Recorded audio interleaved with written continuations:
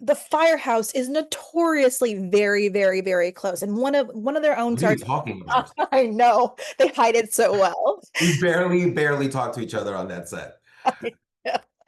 And so when one of them is hurting, the others tend to notice. And in this case, certainly Severide and Pascal are getting a little bit concerned about Cruz and what's going on. What can you tease about how conscious he is about how the others are perceiving him and how he may lean on or avoid the people that he is physically closest?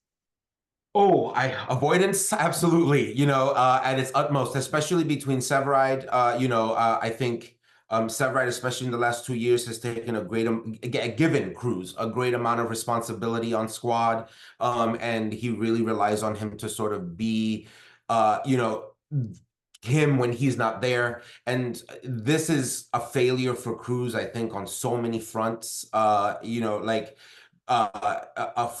a obviously from a professional perspective, and but also just from like a human perspective, like he's so caught up in a world, that is so incredibly dangerous, and for him to be able, or and excuse me, like for Severide, who is incredibly perceptive. Let's not forget this is the fire cop.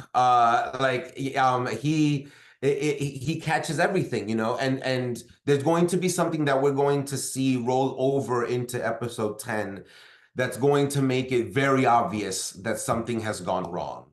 And that is going to be, it's gonna be on Cruz to try and keep that from Severide, but Severide sniffing it down the whole time. And not only that, it also does tie into the fact that Severide all of a sudden, no, I can't say that. Never mind. I'm not going to tell you that. I really thought about it, but no, no, no, no. Sorry. But well, as a follow-up, for so many years, Cruz was able to rely on Bowden. He knew who Bowden was. He knew what that leadership was. Now he has Pascal, who's still a bit of a wild card. How is not necessarily knowing what his boss might do in any given situation impacting the way he's reacting to all of this too?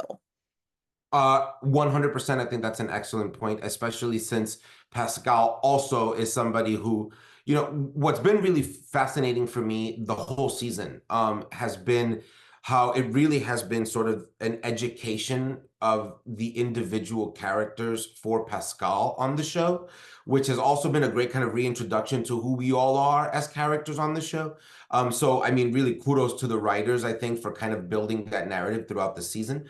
And it's Cruz's turn, and this is the worst possible thing to like be the thing that Pascal gets to know you for. So yeah, of course, I think you're going to see a lot of Cruz trying to kind of hide and deny and sort of avoid Pascal in this coming I think that's episode 10.